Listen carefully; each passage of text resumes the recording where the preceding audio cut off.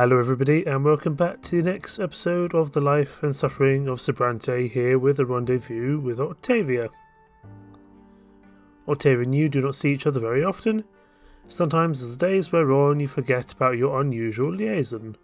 But then the Archduke's daughter bursts into your life and you abandon yourselves to passion until she disappears again. Today, Octavia is waiting for you at her summer home in the city. It is a cosy little villa well concealed from prying eyes by a high fence. Beyond the fence is a glorious garden. You have never seen one so beautiful in Magra. Octavia meets you on the veranda. She is wearing a light white frock that leaves her shoulders exposed. Her black hair cascades down her back. You bow to Lady Melanidas. She grins and draws you towards her, so that you sit down by her side. The sun is melting beyond the horizon. Octavia commands her servants to leave you alone. Tonight she is strangely pensive, barely touching her food and drink. You cautiously inquire if anything is amiss. Listen to me, Montgomery. I'm at a crossroads. My father, the Archduke, is planning to send me out to Magra for a while. Apparently, in his opinion, my escapades are bound to cause trouble for our family. Octavia stands up, towering above you. Her eyes burn with a menacing flame. I am a daughter of the great family Melanidas, an Arcanian born at the peak of the world. All shall tremble before me. Isn't that so, Montgomery Brante? But before you can reply, Octavia abruptly lowers her head downhearted. I am not free, just like you, my dear human Brante. I have a duty to my family, to my blood tied to the Empire. My whole life, all I have done is fulfill obligations created by others. I have no aspirations, everything is preordained. What the world is like, how I ought to live. What my father doesn't decide for me, those two up on the peak of the shining pillar already have. I'm looking for a way out of this cage, it must exist. I study history, but all I find are tidbits of lost knowledge. But I believe that I'm not the first to try to escape the chains of this world. What am I to do, Montgomery? You yearn to break free of the fetters of fate just as I do. You have escaped the commoner's lot and joined the higher estate. But your new lot is just as much of a prison, isn't it? Could it really be that none of us will ever be free? Octavia looks into your eyes. Dolefully, you have never seen her so helpless before. We can ask for assistance with... Okay, no, we can't do that. We can encourage Octavia to remember the joys of this earthly life and lose ourselves in pleasure. We can ask about the lost knowledge she's been seeking, or we can show revelation. I don't really want to go into that. Let's ask her about this arcane knowledge she wants to know. I feel like just losing ourselves in pleasure isn't going to be that progressive. You carefully inquire about the lost knowledge Octavia was speaking of. What is she trying to find in these ancient manuscripts? Octavia responds with a playful smile. She takes your hand and leads you into her chambers. There, under the flickering candlelight, she covers you with a semi-transparent, gold-coloured veil. Then she puts a mysterious mask of the same colour over your face. Don't speak. You'll understand. Let me in. Octavia entwines her fingers with yours and starts singing. You have never heard this language before. This song is a slow, inhuman drawl. At first, nothing happens. You listen to Octavia's song, watching the glimmer of the candlelight on her face and the walls of her chamber. Everything is gently shifting.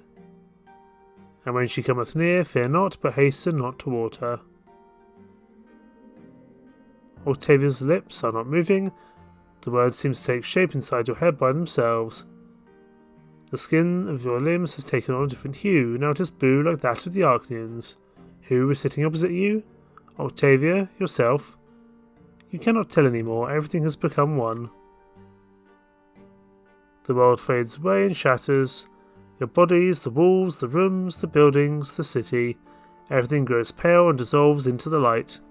All of it, the lots, the empire, the twin gods themselves, is but a dream. And you have wandered through this dream all your life. You come to your senses in the dead of night in Lady Melanitis' bed. She is lying beside you, asleep, naked, her black hair spilled across the pillow. You run your trembling fingers over her skin. Octavia is sleeping soundly, and our relations with her have gone up. So is our theology. And our willpower is slowly recovering.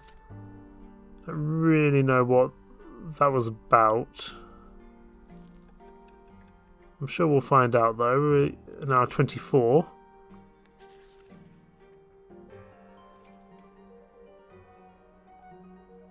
News from the capital quickly reaches every corner of the empire. Gerion and Flavius, the heirs to the throne, have left the Emperor's palace for the province of Monia, which is ruled by Great Chancellor Egerius Monrogue.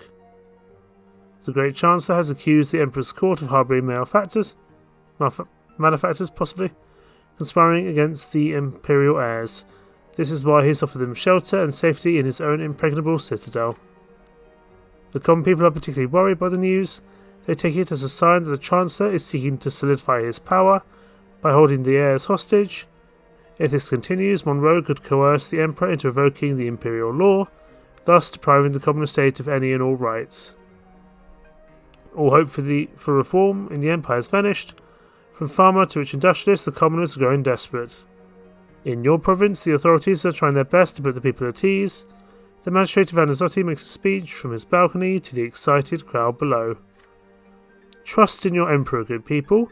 The imperial heirs are the future of the great Tempest dynasty. The emperor has made the wise decision to send them far away from the scheming court. Great Chancellor Monrogue will take good care of them and keep them safe. All glory to the empire, all glory to the Tempests. I feel like the wealth of Magra is going down. It's not very good for us, to be honest. And the struggle for power remains pretty firmly in the middle for now, but I do wonder if that's going to change. The chapter Peacetime ends soon. Examine possible chapters endings to check which way you're headed. To achieve the goal that you've chosen, you have to meet all of its conditions at the end of the chapter. So we can convict Commander Otton in court of law, but for that we need justice of 8 or 9. Otton faces the court of honour. For that we need our career to be good, but that also requires us to betray our born, which I don't think we want to do. The supporters of Duke Milanitis take over the city. Broken Chains, the Red Better Citizens take control of Anazotti. Or True Death. The only one I really want there is Otton being sentenced, so we need to work on our justice considerably. Because at the moment our justice is 4. I did think we were only about halfway through though. I didn't realise we were so close to the end of the chapter. Interesting. The search for evidence. You are walking up the marble stairs that leads to the doors of the prefecture.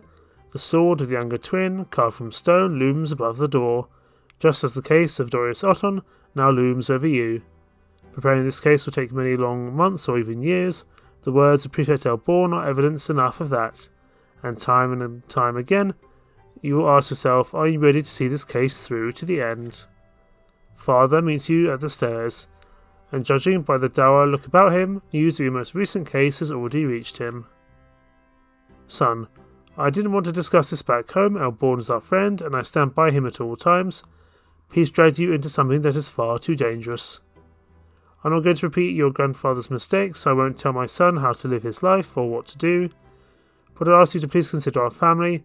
Would it be worth it to let us come to harm, even if the triumph of justice and law is at stake? There are already rumours of the prefecture.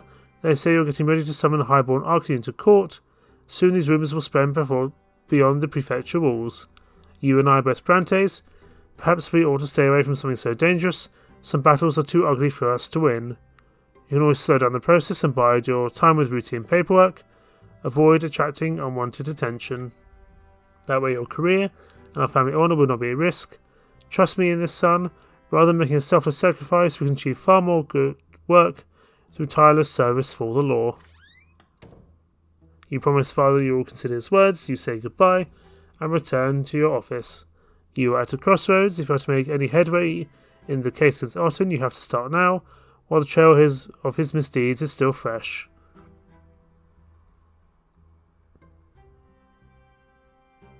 You have little first-hand knowledge of Otton criminals' wrongdoings, only Thomas's stories and what you've seen for yourself. Turning this case into trial requires far more evidence than that.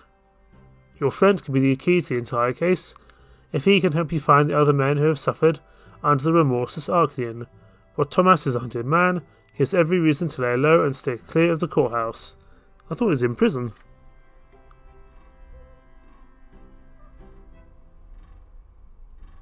If Thomas can put you in touch with other victims and witnesses among the soldiers and officers of the Legion, perhaps you could gather evidence yourself. But the Legion may meet a lone outsider such as you with too much resistance. Things might get ugly. You consider yourself... Let's try that one again. You consider your options. Apart from Thomas, who else could gather compelling evidence against the commander? Otton is an Arcanian from an ancient dynasty. Anyone involved will hold their tongue, no matter what. The way things are right now, not a single soul would risk angering the Ottons to aid a middling judge from an unknown family. Unless an even more highborn Arcanian chooses to support your cause. Presumably Octavia. Maybe not Octavia. Gaius Tempest, the Imperial Overseer of Magra, the Emperor's own brother. Every aristocrat in the province knows he detests Doris Otton for remaining loyal to Archduke Melanidas. Ensuring the Overseer's support would increase your authority greatly and give you a chance to gather evidence against Otton without Thomas lifting a finger. But the Imperial Overseer is one step above the Prefect, your immediate superior. You would only address Gaius Tempest directly if you keep it a secret from Elborn. Communicating directly with the Overseer of the province means defying your loyalty to Elborn. Are you willing to do this?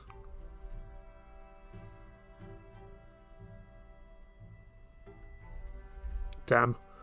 Puzzled, you start pacing around your office. It's time to decide how you begin this case.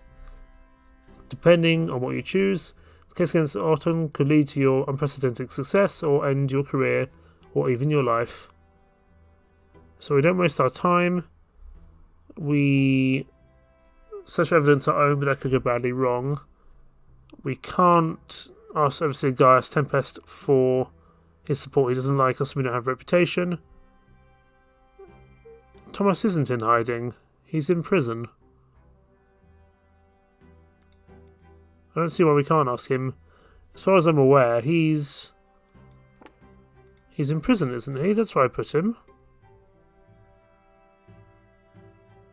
I thought I put him inside prison so I could ask him for this very reason. That was my understanding of the matter. My understanding was that I put Thomas inside prison so then I could speak to him about this. Damn it. Okay, well, we're going to search for evidence on our own. We are going to try. I'm hoping that our diplomacy and our things will help. You decide to gather the evidence entirely on your own. You begin investigating the crimes committed by Otton without anyone else's support. You start with the Imperial Legion. After plenty of inquiries, demands and threats, you finally get a list of Otton's other victims. List in hand, you go to the armory of Anazotti. There you meet the Legion officers who have already met a lesser death in a duel with the Arcanian, all of them nobles of the Mantle, ennobled only recently, young and full of potential to serve the good of the Empire. They are all anxious to avoid getting challenged again. For many of them, another duel would be their last. None of them are eager to provide written statements about their duels. It would be improper for a soldier to bear witness against his commander, the latter's conduct notwithstanding. They finally agree to have the testimony committed to ink and paper only after we reassure them again and again that their statements will put an end to Otton's murderous rampage. Their stories paint a clear picture, you realise. There is method to Otton's madness. All the officers have disobeyed the commander at least once to express their disagreement, no matter how respectfully. More and more officers are starting to realise that Otton's loyalty lies with Archduke Melanidas and not his lawful superior of the Overseer, so more and more officers are getting challenged by Otton. Have Otton's duels gone beyond his passion for sword fighting, or were they just an excuse to eliminate any suspicion of his treason? Once all the officers' statements have been collected, you make your way back from the Legion barracks as the sun sets beyond the horizon. The night grows dark.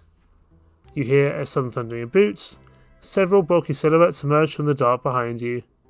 You quicken your pace and the strangers break into a run. You turn around and draw your sword. Your pursuers encircle as they draw theirs. You stand ready to defend your life. The strangers attack. Their faces are concealed, but their fighting style portrays their legion training. You abandon any hope of launching a counterattack and focus on defense, somehow deflecting every single blow. Then you see an opening and dash towards the nearest home, your back now safely pressed against a wall. The assassins get closer and form a half circle around you. You have nowhere to run now. You meet them with a flurry of desperate slashes, doing everything you can to keep them away, but your strength is already ebbing with every deflected blow. Then finally you are felled by a blade in the stomach. The assailants form a tight circle around you, blocking out the darkening sky. Then you hear a gruff, unfamiliar voice. "We've got a message for you, sir. Mind your own business." The soldier steps on your chest and stabs you in the throat with his sword. You choke on your own blood, shudder, and die. Death comes quickly, almost painlessly.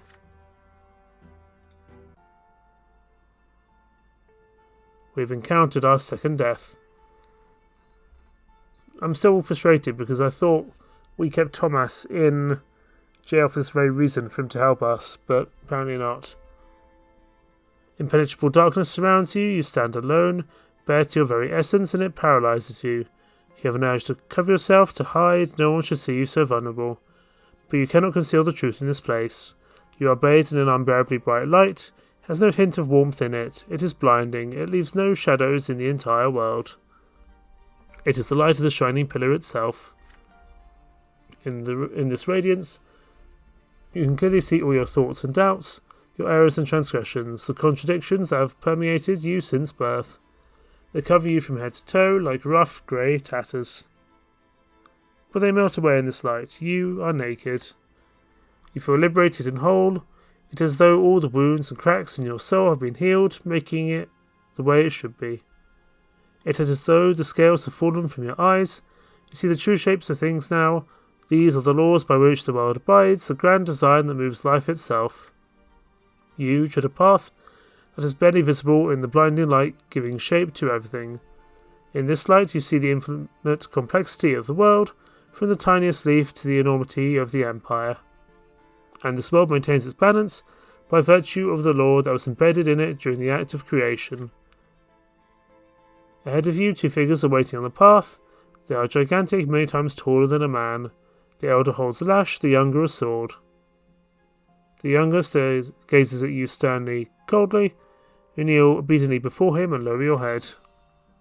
The god raises his sword above you. This is divine retribution. There is no law without it, nor can there be. Every action has consequences. This is what shapes the world, making its very existence possible. In this moment, beneath the gaze of the merciless god, you comprehend the law that binds the entire world together. Which manifestation of the law and will you live by? Okay. Not sure that quite makes sense, but that's fine. Against the law, yourself, cause, family, lot. I'm going to go for cause. I think that's important. The blade flashes. The younger sword slashes through the air above your head. You do not yet deserve your final punishment. The law demands that you continue your life. Your form has not been completely destroyed, nor has that of the world. The younger extends his gigantic hand and shows you the way. You must proceed. The path leads you to the top of the crown of the silver tree, spread wide in the white gleam. The branches are close now. It's time to descend. You are drawn downwards into darkness. The shadows that had disappeared in the blinding glow creep around you and envelop you. This is to be expected. But the purity and clarity of spirit are still with you.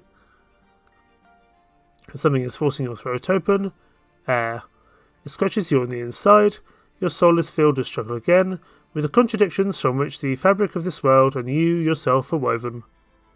The divine light that gives you clarity is fading away with each passing moment. You have to open your eyes. Above you is the dark ceiling of the crypt.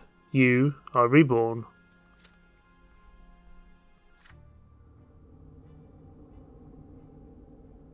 You can feel the world again, the cold stone of the tomb, a weak gust of stagnant air. You rise again from the stone slab in the middle of your family crypt and look closely at your arm. A new black mark encircles it. Little else has changed in your body born new, although getting used to it will take some time. This death is behind you now, it's time to return to your life. You go to work in the morning as usual. Having returned to life, you do all you can to ensure that nobody learns about your death. Any attempt to find your killers and bring them to justice would only hinder your progress in this case. Those Legion soldiers were just following orders, and it's not difficult to figure out whose. For now, you do your best to recover, and commit to paper every instance and incident, every name, every circumstance. The once thin folder against Otton grows fatter by the day. One day, Prefect Elborn pays you a visit to see your progress firsthand. You've done great work, Brante. Commander Otton isn't even bothering to cover his tracks. I must say this evidence alone would be enough to indict anyone save for an Arclean nobleman, sadly. So your work here is far from over. I see you realise that, the way things stand right now, summoning an Arclean to trial in a court of law would indict us rather than him. It would be best to postpone the case for now, but keep the folder safe and secure. If we want to have any chance of getting him indicted in court, we need to make the nobles in the province recognise duels as acts of murder. This means defying a tradition old, perilous and seldom travelled. It means enforcing the rule of law over the Anazotti gentry. For now, Sir Brante, return to your other duties and pay particular attention to any duelling incidents. We will take our next step against Sir Otton when the time is right. So our valour's gone up, our capabilities as a warrior, as well as our scheming, but we have taken a second death. Death.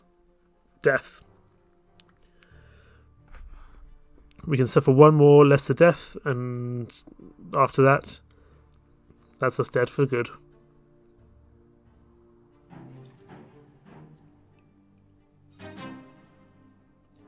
You have the evidence you need to bring Doris Otton to trial. The justice requirement for Otton is sentenced, and the career requirement for Otton faces the court of honour are reduced by 1. Unfortunately, our justice is still pretty low, if I remember correctly. This event is a consequence of your previous actions. Stefan's Gambit. Interesting. But yeah, we need to keep working on the fight for justice, because we're still quite some way off if we are to actually get him fully convicted here. You've hardly found any time for family matters this year. The events taking place in the city keep you busy at all hours. Tonight you come home extremely late, but the fireplace in the sitting room is lit. By the fire you see Stefan with a glass of wine. Your elder brother has been waiting for you. You take a seat in the chair by Stefan's side. Your brother keeps tending his glass with his long fingers. Montgomery, we need to have a talk about Gloria. She flatly refuses to behave as she ought to. Her antics are ruining our family's reputation. If the situation persists, nobility of the sword will be out of the question. Brother, I do not wish her ill, but we have no right to sit idly by. Regrettably, Gloria will never truly be part of the Brante family. Her origins are too tarnished, so it is our duty to find her a new family. It is high time Gloria got married. We can't give our sister to a commoner, can we? And how could any noble wed her, knowing her origins? It's been a stumbling block for a long time, but I finally found a suitable match for her. His name is Jose El Pelletier. He is a young nobleman of the sword, recently graduated from the college, and now he has a position at the city hall. Do you recall a reception several years ago where he couldn't take his eyes off Gloria? Pelletier has been obsessed with her ever since. Not even her lowly origins can deter him. Admittedly, Gloria does not reciprocate his affection just yet. So let us convince Gloria that becoming Sir El Pelletier's bride is her best chance to escape her current situation. And then let us pray she comes to her senses and puts her rebellious ways behind her. Isn't this an ideal solution? After marrying El Pelletier, Gloria will be a noblewoman herself, will be granting her the freedom she's craved since she was a girl, and then she can write poetry and do whatever else takes her fancy. I will enter into negotiations with the El Pelletier family. Rumour has it Jose's father already has a future wife in mind for him, the daughter of an important chancellery official. But Jose's passion must win out in the end, don't you agree? As for you, Montgomery, please tell me with Gloria, you're closest with her. You can make her see how beneficial this match will be. You must fulfil her duty to the family that took her in after all. Stefan looks at you expectantly. You are at a crossroads. Will you accept your brother's plan or refuse him? Will this marriage be a blessing, and for whom? How does Gloria feel about us at the moment? She's very grateful, and she's affectionate towards us. I reckon we'll be able to convince her. I do think this is the best way forward. It also brings Stefan back on side, because he's not struggling. We're kind of struggling with our relation with him a little bit. We need him back on side. You remain silent for some time, weighing your decision. The plan your brother has proposed does seem reasonable. In a new family and with a noble title, Gloria will be able to put all the resentment about her fate behind her and be free of the limitations of the lowly estate. You let Stefan know that you are on his side. A broad smile lights up his face as he reclines in his chair. I knew you'd be sensible. Together we can certainly make it happen. Remember how stubborn Gloria is. An easy victory is not to be expected. The next morning you invite Gloria to join you in the library for a private conversation. Inquire carefully about your sister's thoughts on marriage. If a nobleman of the sword were to wed her, she would join the noble estate and all the arts would be open to her. Gloria laughs in response. Become a noblewoman. In all of Anazotti you never find a single nobleman of the sword who would ever marry a low-born girl like me. I don't even have a father. You mentioned Jose El Pelletier. This spirited young gentleman would be willing to join Gloria in wedlock. Marry El Pelletier? Montgomery, you don't understand. Sure, he's easier in the eyes, he's a skilled warrior, and a respected nobleman. But he's been after me for a year now, and I've managed to figure out what he's after. He needs a wife to give birth to his heirs, follow him around, obediently at social gatherings, and praise his chivalry. Can you see me in that role? Gloria falls silent for a moment, gathering her thoughts. Besides, I don't even want to be a noblewoman, okay? I can't just live peacefully within the noble estate, knowing that other commoners are still suffering. I can't just pretend their misery has nothing to do with me. Gloria, if I can get you married, then our standing as a family rises, which gives me more power to do something about it. So please, just go along with it. You try to give her a taste of the benefits that a noble name brings, but your sister doesn't even want to hear you. This is all Stefan's idea, isn't it? You'd never throw me out of the house on your own, so hear this, it's not going to happen. Later you inform Stefan of your sister's refusal. His face turns to stone. The ingrate, I've almost come to an agreement with old El Pelletier. All the pains we've taken to arrange her future, and this is how she repays us. Well, we'll proceed without consulting her.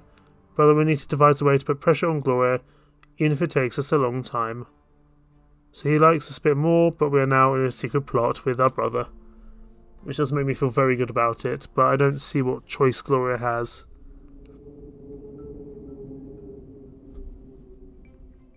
The sun is setting on a cold, windy day as you return from the prefecture. To your surprise, a messenger awaits you at the door with an urgent letter from Sir Elborn. You open the letter.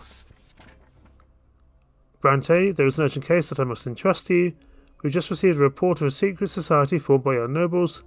The Archduke's family may be involved. This concerns me. I suspect a possible plot to depose Overseer Tempest. Normally the secret chancellery handles all such cases, but I'd rather investigate the rumours of the plot before there is any action. Preventing unnecessary bloodshed and disgrace would be prudent. You ought to investigate this matter as soon as possible. The gendarmes tracked down a suspicious nobleman by the name of Alexis Lance. Based on his confession, a meeting of the society will be held tonight. Unfortunately, this is all we are able to learn from him. The Lance family is of too high standing for more thorough questioning. Fortunately, all members of the secret society wear masks when attending meetings. We have acquired Lance's personal mask and will ensure that he is late to the meeting. You should be able to impersonate him quite easily. You are to attend the meeting tonight and learn as much as possible from the secret society. This will allow us to foil a dangerous plot or save many young people from the secret chancellery. The letter includes a delicate gilded mask, of intricate workmanship. Fortunately, it fits your face perfectly. It seems your plans for tonight have changed. Ooh, very interesting. That could be bad. We'll have to see. I think we'll carry that on next time, because this feels like it could be a rather long chapter, or a rather long bit of this chapter. So we'll just have to see how things go. In the meantime, thank you so much for watching. Take care. Bye bye.